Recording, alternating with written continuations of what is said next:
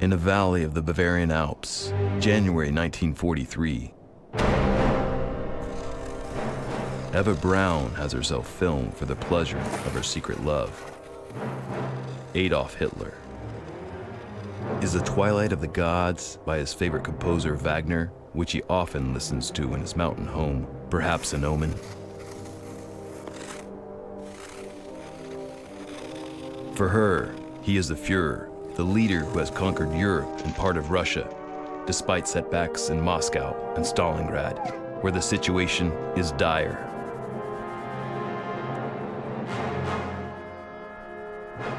Will his need to dominate, still as strong as ever, lead to his own downfall?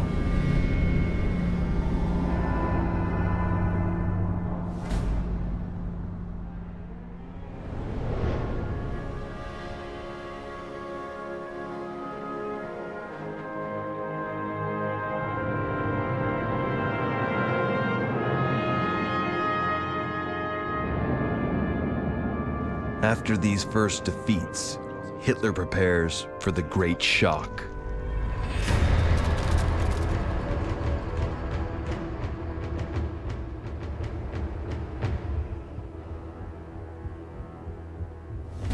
January 43, an icy winter. At the Wolf's Lair, the Führer's headquarters close to the Russian front. Hitler prepares with Marshal Keitel, head of the Army's High Command, and Ribbentrop, Minister of Foreign Affairs, for the arrival of his ally, Romania's dictator, Marshal Antonescu.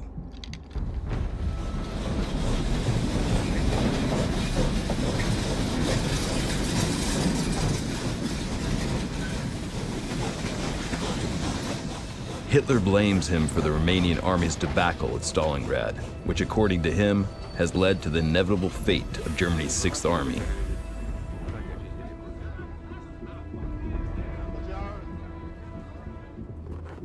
In Hitler's entourage, one of his liaison officers, Nicolas van Bello, notes in his memoirs,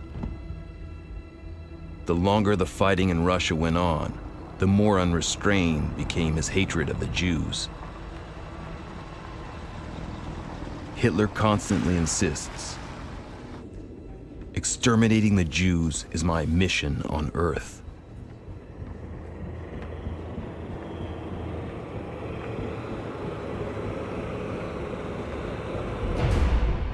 Behind these doors, one of the secretaries, Christa Schroeder, notes, when during conferences, the conversation turned to rumors about the mass murders and torture. In front of witnesses, Hitler would have never admitted the inhumane harshness of the orders he had given.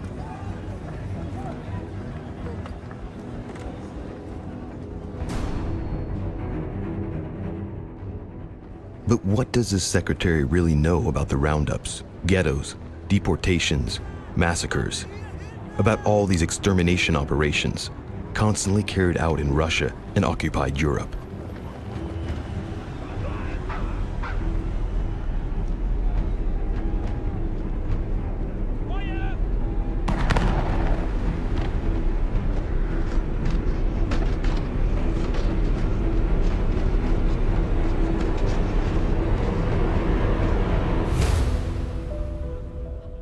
And how much does Eva Braun really know? She says, "I met people who told me stories. I couldn't believe my ears. But in the end, isn't it better that I don't know what's going on? After all, I can't change anything."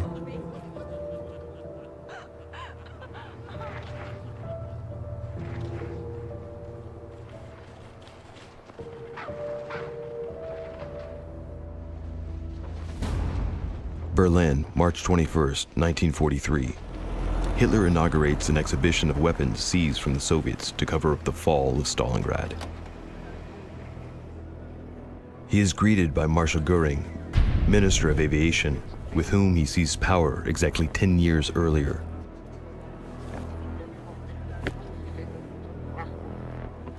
The atmosphere has changed. An attack is being prepared against him. It is unsuccessful, but others will follow. He miraculously escapes them all. Throughout Hitler-occupied Europe, 1943 marks the true rise of the resistance to Nazism, even in Germany. Hans Scholl, a medical student drafted as a nurse on the Eastern Front, speaks of the horrors committed by the Wehrmacht in Russia. Together with his sister Sophie Scholl and another medical student, Alexander Schmerel, they launched the White Rose movement. They denounce what they call the dictatorship of evil and hand out anti-Nazi leaflets.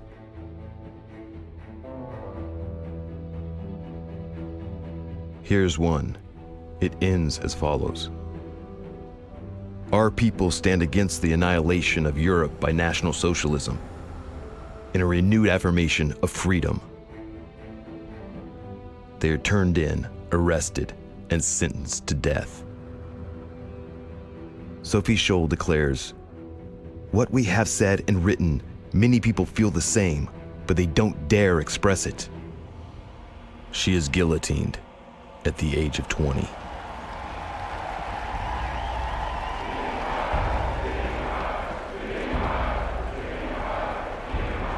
Hitler now faces a wall. At the Casablanca conference, the Allies have just confirmed their intention to continue the fight until Germany surrenders unconditionally. So Hitler declares, "As I have always said, the situation is clear. It will be victory or destruction." His accomplice, Goebbels, Minister of Propaganda, had prepared the field. Do you want total war? German people, rise up! Storm! Unleash yourself!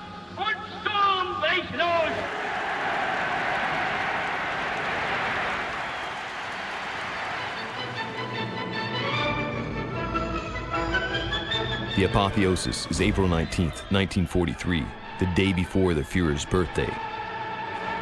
With Beethoven's Ninth Symphony, Ode to Joy, under the direction of a pro-Nazi conductor, Herbert von Karajan.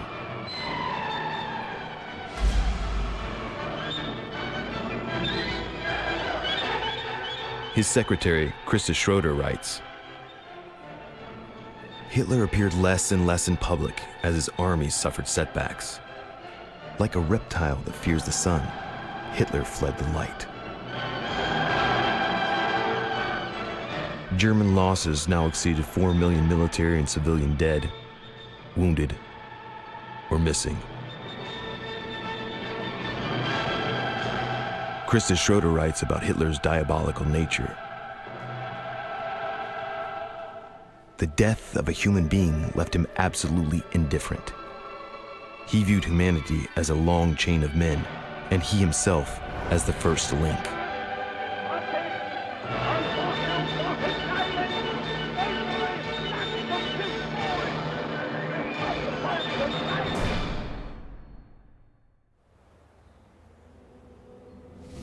The next day, April 20th, in the Berghof, his residence in the Bavarian Alps, Hitler celebrates his birthday with a small group. He is 54. His personal photographer, Hoffmann, presents a collection of photos ordered by the Führer. Monuments of the Great German Reich, which will disappear in the Allied bombings so they can be rebuilt identically after the war. Hoffmann has him admire paintings stolen from the Jews for his personal collection. His close circle poses for the traditional family photo. In the front row, to the Führer's right, is Eva Braun. She has gone from secret mistress to official companion.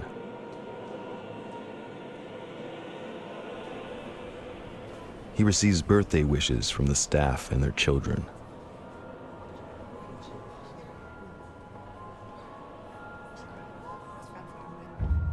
One of the secretaries, Traudl Junge, writes, he only talks about his dog as if it were the dog's birthday. He says, she really is the cleverest dog I know, and I often play ball with her.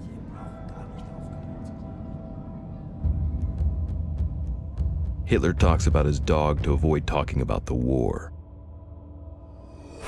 The war continues, like here in northern Russia, where the goal is now holding on over advancing and surviving over winning.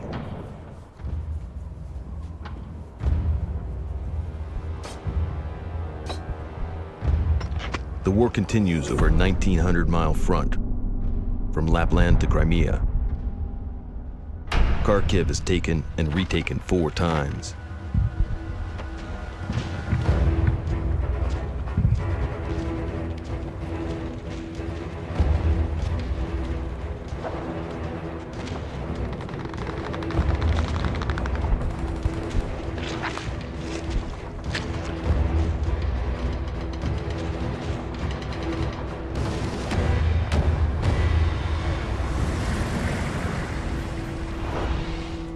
Hitler, filmed by Eva Braun, still seems cheerful and confident.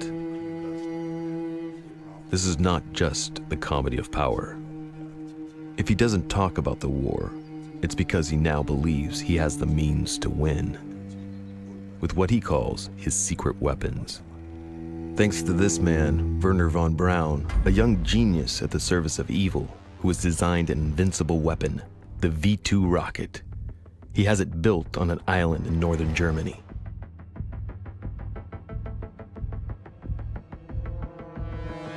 When the V2 is perfected and produced in large quantities, it will be able to transport a ton of explosives over London, and later over New York, and one day, maybe even the atomic bomb. A small team of nuclear scientists are working on it, but the best ones were forced to flee Germany because they were Jewish.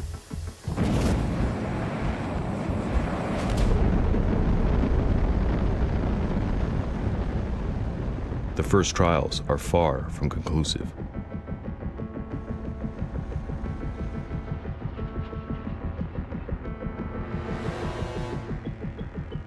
While he waits for his secret weapons, Hitler still has a key advantage. In the Berghof's grandiose living room, Hitler welcomes Admiral Karl Dönitz, the strategist of submarine warfare, whom he has just named Commander-in-Chief of the German Navy. Since the beginning of the conflict, German submariners, most of them die-hard Nazis, have sunk, by torpedo or cannon, 17 million tons of ships, liners, oil tankers, transports of troops, equipment, food, and wounded soldiers. An unconscionable war. After prowling the ocean, Dönitz's gray wolves, the famous U-boats, hide from Allied aircraft. They return to their impenetrable shelters on the French coast, in Lorient, Bordeaux, and Royan. They are the heroes of the day, dead the next. 27,000 out of 35,000 submariners killed, 70% losses, including Admiral Dönitz's son. In 1943, Hitler sees his project to conquer Caucasic and Middle Eastern oil escape him. But he still occupies part of Russia and what he calls New Europe.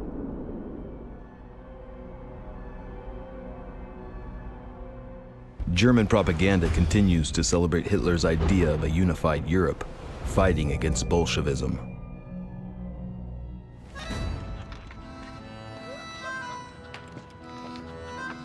For those living under the Wehrmacht's control, like the family of photographer Fernand Bignon in Normandy, life can be peaceful if you are neither a Jew nor an enemy of the Reich, a communist, or a resistance fighter.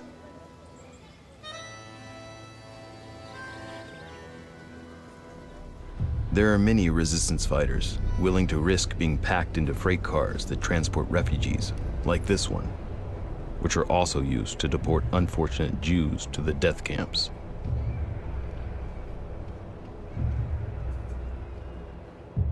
There's a real risk of being turned in by a neighbor while listening to Radio London, the Free French Forces, or personal messages. Ici Londres. Gabriel garde l'anonyme. Le manchot la serre dans ses bras. La patrie n'est pas morte. General de Gaulle's voice gives hope.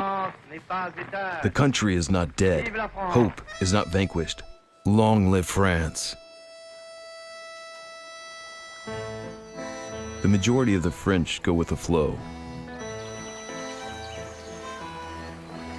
They live through the German occupation with one main concern: not starving to death. The French call the Germans doifeurs, or potato bugs, harmful insects that devour potato crops.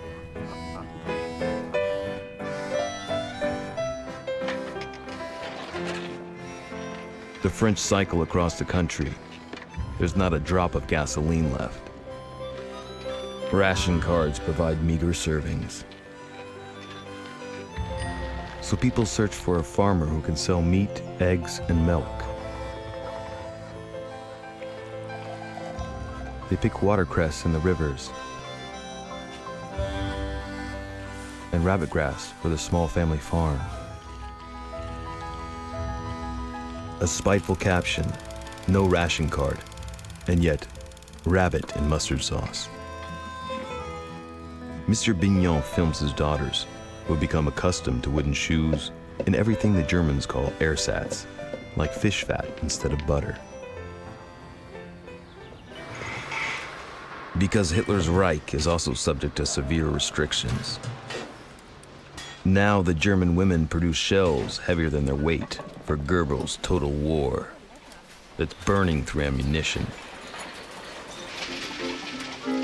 But German rationing seems to spare some, as evidenced by these amateur images from the spring of 1943, filmed in the touristic town of Dachau, near Munich.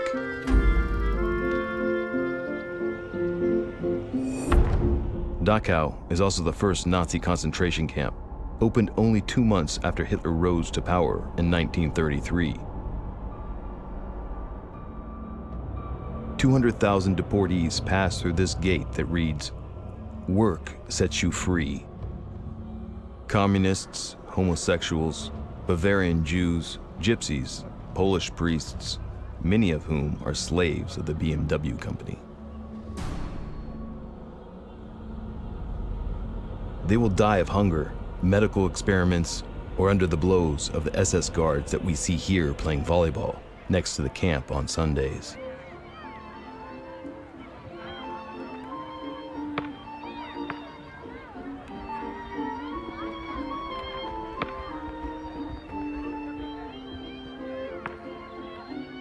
Dachau is a medieval city that this club of amateur photographers and filmmakers has chosen as a subject. They're welcomed by one of the SS officers, hanged in 1946, like the entire camp staff.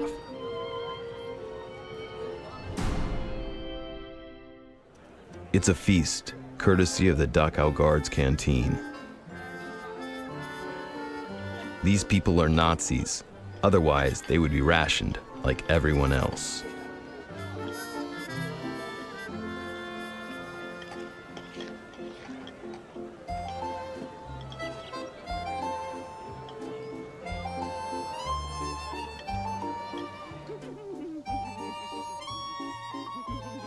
For these privileged members of the regime, Adolf, the Führer, is always right, and he will win the war.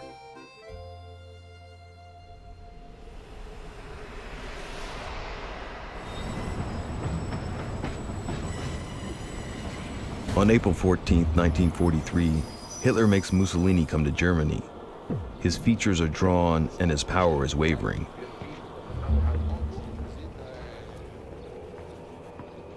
Hitler wants to inform him he plans to resume the offensive in Russia. He still needs Mussolini's support and his soldiers. The Italian dictator is reluctant. He would prefer an effort in the Mediterranean, where his interests are directly threatened. But Hitler shows him that his generals prefer to attack in Russia to stabilize this front and reassure their allies. This will be Operation Citadel.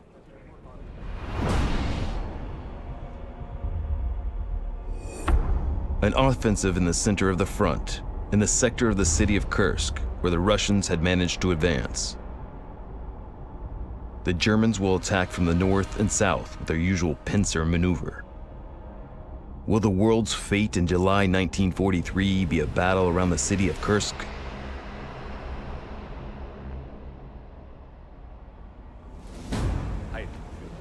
Hitler mobilizes the energy of Speer, his architect, whom he names Minister of Armaments.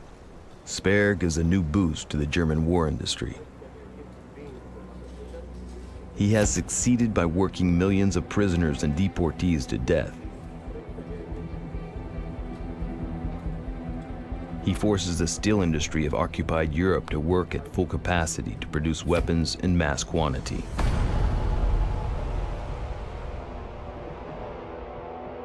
Hitler and Speer have also found a genius engineer, Ferdinand Porsche. For Hitler, Porsche had invented the people's car, the Volkswagen. Hitler and Speer make him design a better tank than the Soviet T-34. Speer attends the trials of this Tiger tank. The gamble pays off. It is a 60-ton monster armed with the famous 88mm cannons, capable of piercing all types of armor. More precise, more range. They will spearhead the largest group of tanks ever seen.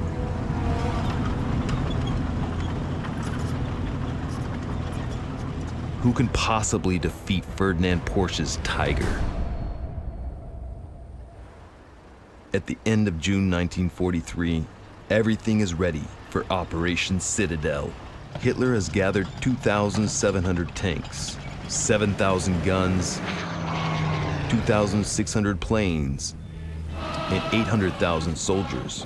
A massive effort, considering the Wehrmacht's substantial human and material losses. Hitler says, "The victory at Kursk will be a signal to the entire globe. The path to world domination is clear." But the Germans have once again underestimated their enemy. The Red Army lines up twice as many tanks, 5,600 along with 30,000 guns, 3,600 aircraft, and nearly 2 million soldiers.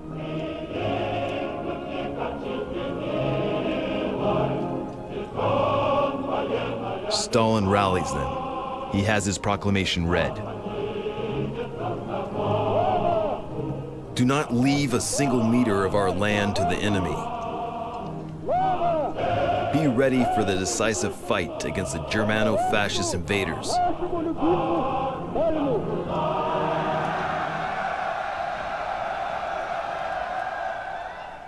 Thanks to its spies, Soviet high command knows precisely that the enemy will strike in Kursk. Nikita Khrushchev, who will one day be Russia's leader, plays a role in this battle. He is a political commissar, Stalin's eye. He oversees everything. In his memoir, he recounts that he interrogated SS prisoners before having them shot and knows what is being prepared and what is at stake.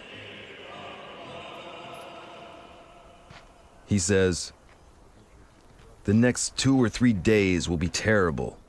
Either we hold out or the Germans take Kursk. They're staking everything on this one strike.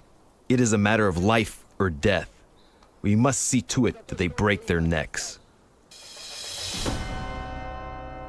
Khrushchev, in his American coveralls, climbs into his Jeep, supplied by the Americans, as are 2/3 of the vehicles, planes, weapons, and all the canned goods that his army eats.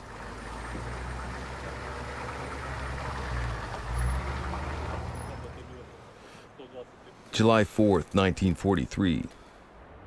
These Soviet infantrymen in the trenches are Ukrainians. Like every soldier around the world, they speak of their wives and girlfriends before battle.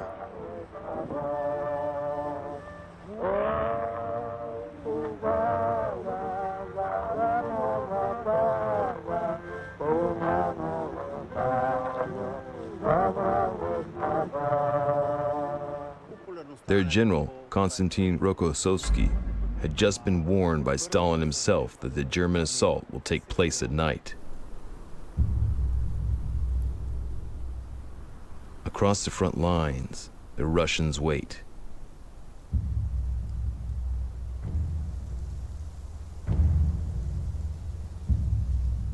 They rode on their tanks for the fatherland, for Stalin.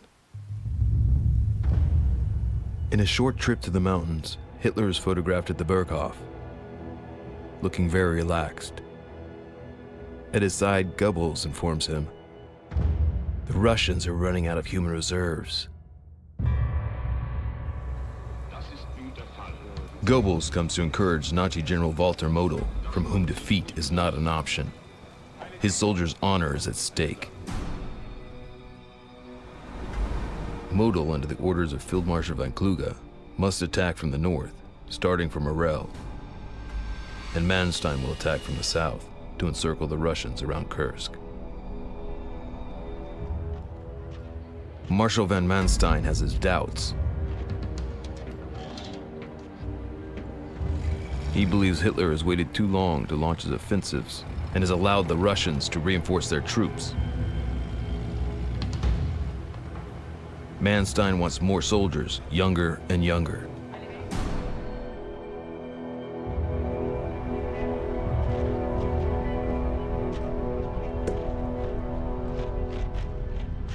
But on this 4th of July, the die is cast. The greatest tank battle of all time is about to begin. Hitler proclaims, "Soldiers of the Reich, today you are taking part in an offensive of the utmost importance. The outcome of this offensive may affect the outcome of the war. Your victory will show the whole world that to resist us is futile."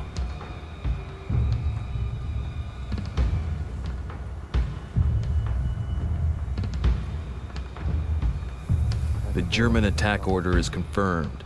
In the north and the south, on July 5th at 4 a.m., the Wehrmacht will launch its offensives. But General Rokossovsky's troops make the first move. At 2 a.m., they unleash their artillery and Katyusha rockets.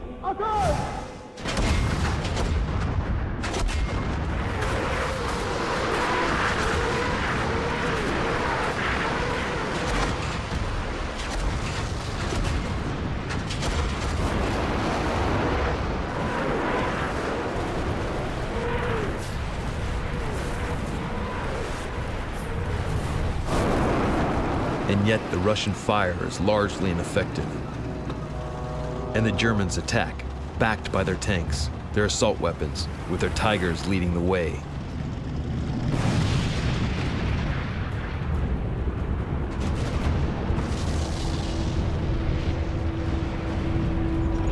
The powerful Russian tanks, the T-34s, are quick to retaliate.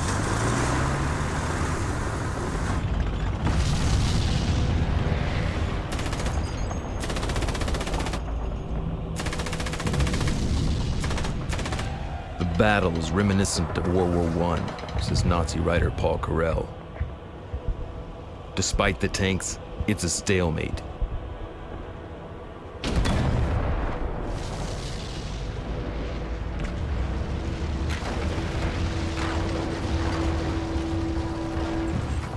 Paul Carell writes, "All the officers are dead or wounded, in vain.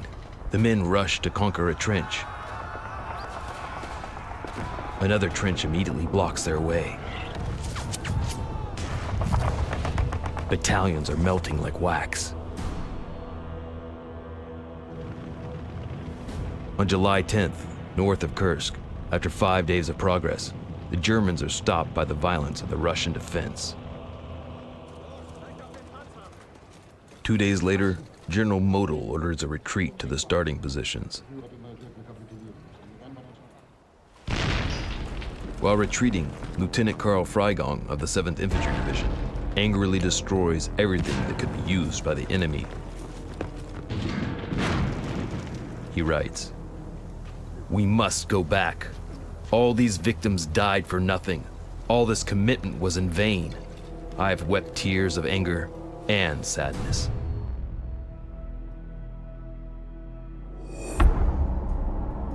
While Model retreats in the north, the SS manages to break through the second line of Russian defenses in the south, but with heavy losses.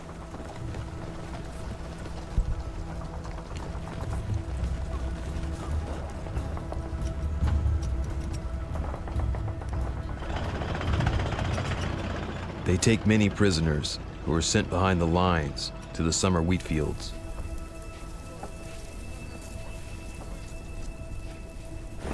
The Luftwaffe, Germany's air force, attacks the last line of Russian defense.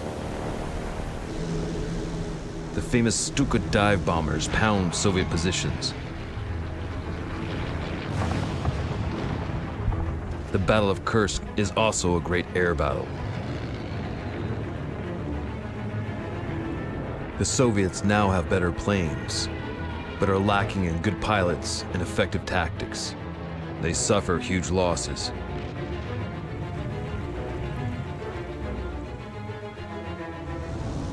On Yakovlev fighters, the Yak-3s, the French volunteers of the Normandy Squadron join the fight alongside the Russians.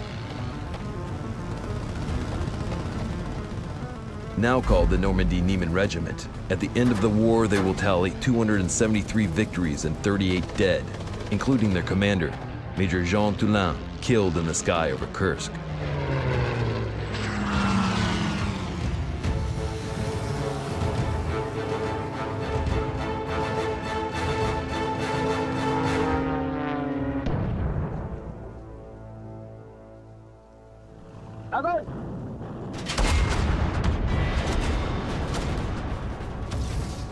On the southern front, the land battle reaches its climax.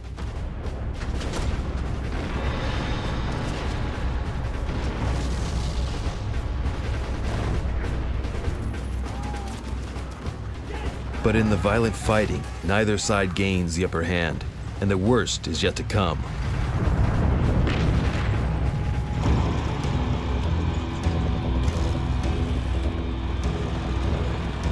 All German armored forces launch an assault on the Russian T-34s. On July 12, 1943, 8 days after the start of Operation Citadel, 3,000 tanks go head-on in hellacious chaos.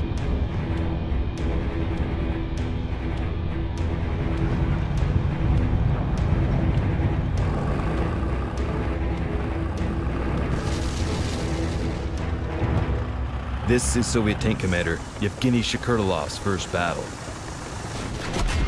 I hit the first German tank at 100 meters. This Tiger has already demolished many of our tanks. It is firing in our direction. I aim, I shoot. The Tiger catches fire. I've never felt such excitement before.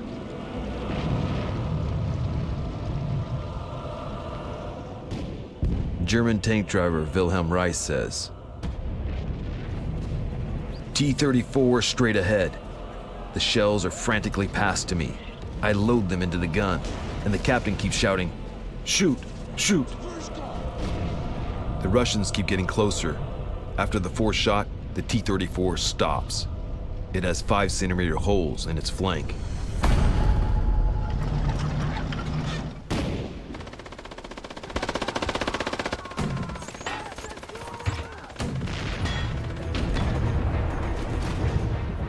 Russian commander Pavel Rotmistrov recalls a hellish vision.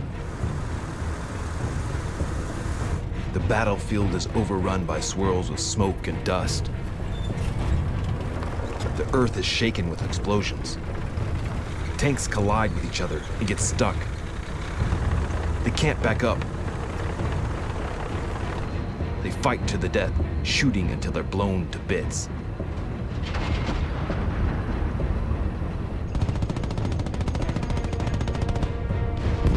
And it flames.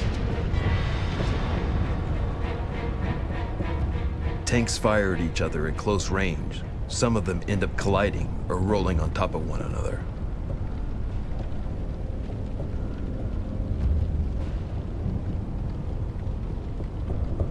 2,100 Russian tanks are destroyed compared to 360 German ones.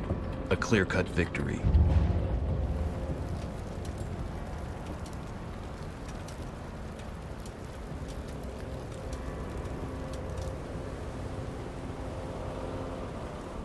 A sea of wreckage, scrap metal, and human debris. 1.2 million Soviets and 200,000 Germans have been killed or wounded.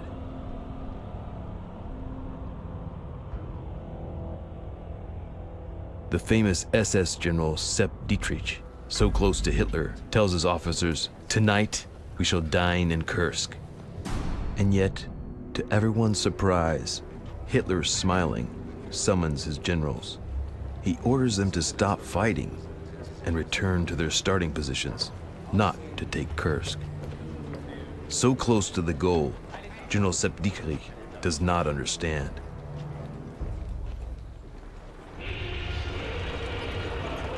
Stalin takes the opportunity to show the world the Kursk victory, which isn't one, to recover lost ground and retake the city of Orel.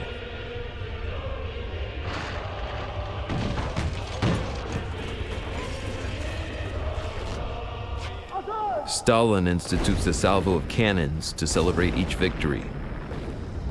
He will fire 355 of them by the end of the war. Hitler wavers. He is facing another Russian offensive in Ukraine, near Donetsk, as well as the Allied invasion of Sicily, which threatens Italy and southern Germany.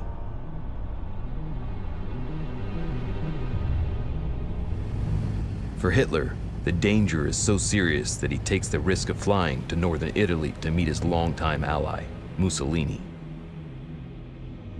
A unique photo shows Il Duce looking anxious, begging the Führer to find a way out of the war. Hitler tries to reassure him with an insane monologue about his secret weapons and new submarines.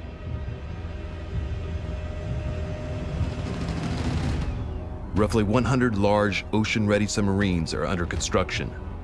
Much more powerful, they will be able to stay underwater much longer. They will be armed with acoustic torpedoes. English Admiral Cunningham warns, "With these, they will shoot at our freighters like ducks on a pond."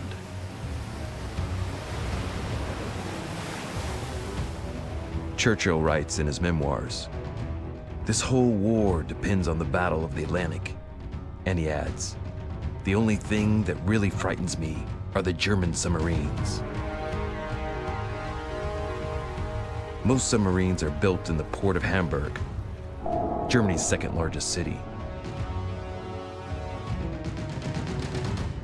This is where Churchill and the Allied Air Force commanders want to strike, at the very heart of Nazi submarine production. For months, the British and the Americans developed what would become the first major city bombing campaign in history.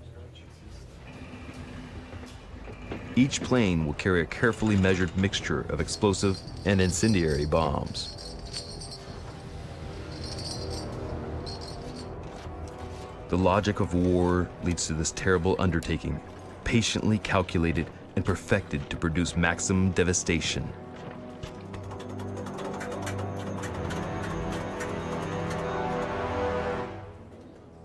The shipyards aren't the only targets. Everything must be destroyed, the port with its installations and factories, and the city around it with its workers and inhabitants. Anything that could serve Hitler's Reich.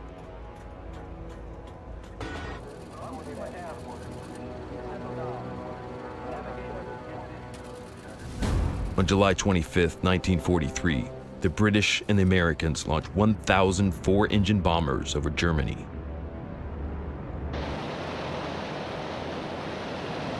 Their target is Hamburg.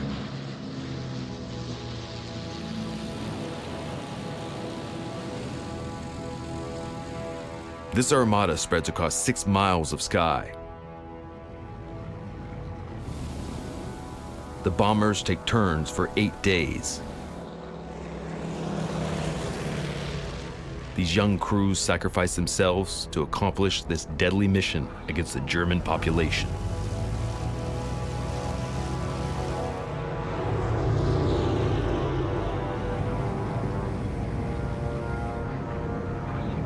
A hurricane of fire instantly kills 40,000 people and renders 600,000 homeless.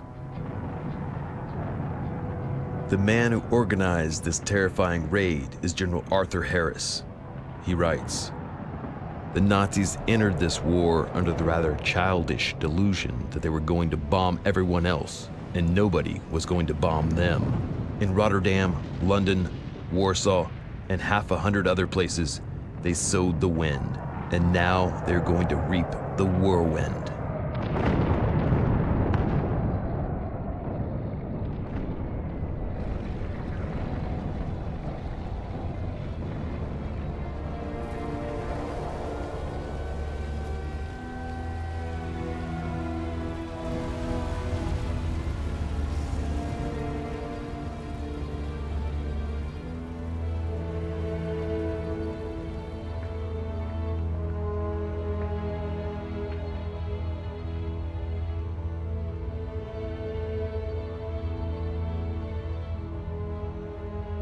Seven more air raids follow on Hamburg, dumping 8,000 tons of bombs without destroying the shipyards.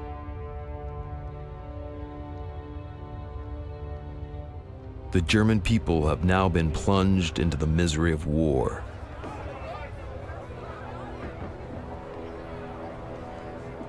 But Goebbels' first objective is to show that Hitler is firmly in control. He has Hitler filmed in his headquarters at the Wolf's Lair. The Führer seems serene, but the military situation in Russia is deteriorating a bit more each day.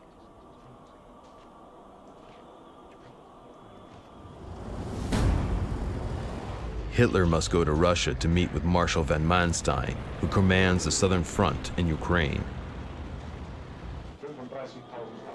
The meeting is heated. Manstein says, "I want to emphasize the gravity of our situation. Whether we like it or not, we should be compelled to retreat behind the Dnieper." The Big Dnieper River is the objective of the Russian offensive, from Kursk toward Smolensk and Kiev. Hitler authorizes the retreat and, like Napoleon and Stalin, gives a scorched earth order.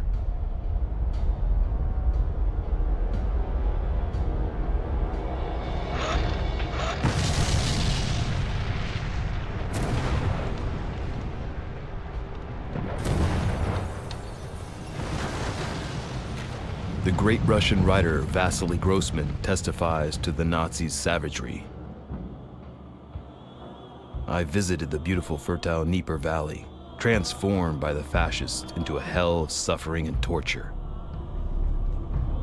Fascism shoots and kills people, not individually, but by entire villages and cities.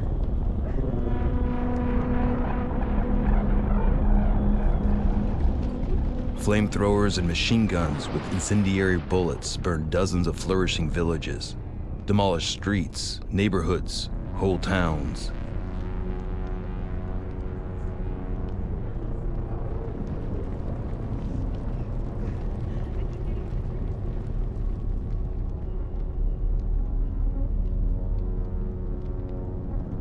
This is what the soldiers of the Red Army discover in their reconquest. Revenge is immediate.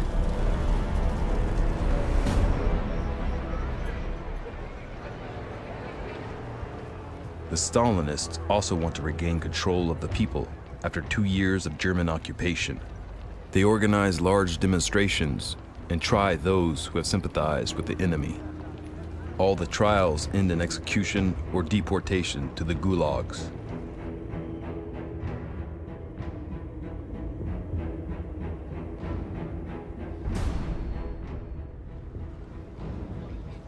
On the German side, Marshal von Manstein returns to the Wolf's Lair to ask the Führer to stop handling military affairs. Hitler is furious, but he agrees to step down from military command. He continues to chair meetings, but his mood is progressively dark.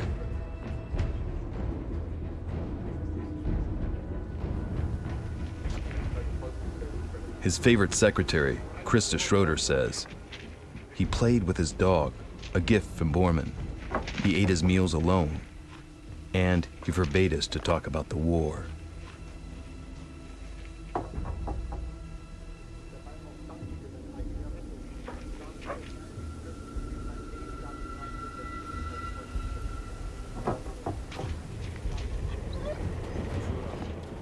Yet Hitler bounces back.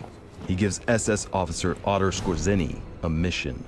He must save Mussolini, arrested by the new Italian authorities who have asked the Anglo-American allies for an armistice. Mussolini is imprisoned, but where? Skorzeny must find him. Meanwhile, German paratroopers invade Rome. The Italian army is disarmed and deported. Skorzeny ultimately finds Mussolini, locked up north of Rome in this mountain hotel that looks like a fortress. On September 12, 1943, the German paratroopers and the SS land on the mountain in a glider. There is no reaction from the Italians. They free Mussolini, who says to Skorzeny, "It was time. I was going to commit suicide."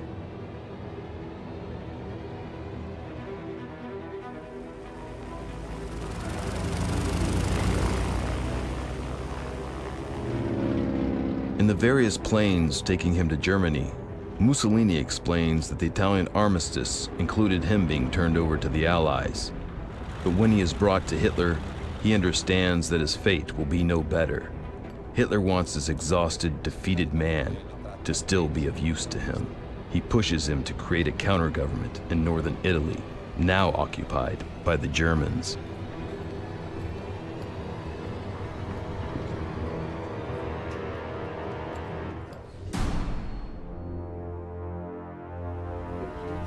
Hitler and the Nazis, smiling for the camera, send Mussolini back to Italy to an uncertain fate. Hitler's is hardly more reassuring. His worst enemies are gathered for the first time in front of the world's press. All eyes are on them. First, Russia's leader, Stalin, Marshal of the Red Army. In pride of place, the President of the United States, Franklin D. Roosevelt. And Churchill, in his distinguished Royal Air Force uniform, who embodies the resistance to Nazism. The day's agenda is devoted to the date of the Allied landing in France. It will take place in the spring of 1944. The second front, long awaited by the Russians, can finally open.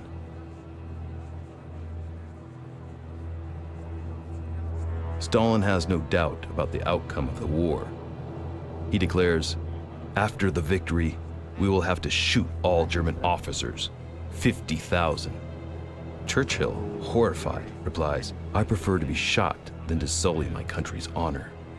Roosevelt, to lighten the mood, jokes, "Maybe we could stop at 49,000.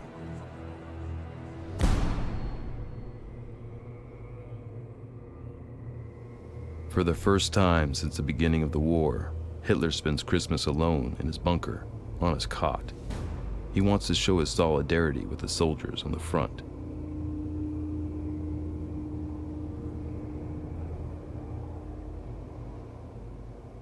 And what of Eva Braun? One of the bodyguards, Ruckus Misch, recalls, "As soon as Hitler left, Eva Braun threw a party. In no time at all, her expression had changed. She had become funny and playful. She seemed to open up, to say that we should take advantage of this departure, of this moment of freedom, that we should all get to it."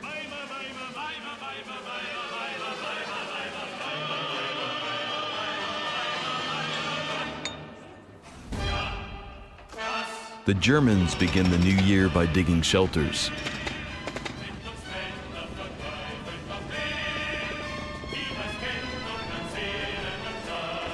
Their spirits are high because they still believe in victory.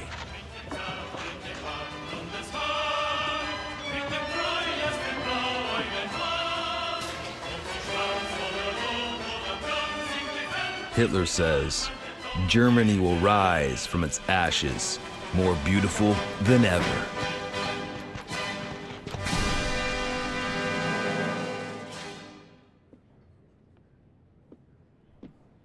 In February 1944, American psychoanalyst Walter Langer studies the case of the Führer. He writes, Hitler will avoid public appearances. There will be a plot against him. He will not accept peace negotiations, and he will refuse to surrender. He will take revenge on the world for hating him, and he will ultimately commit suicide.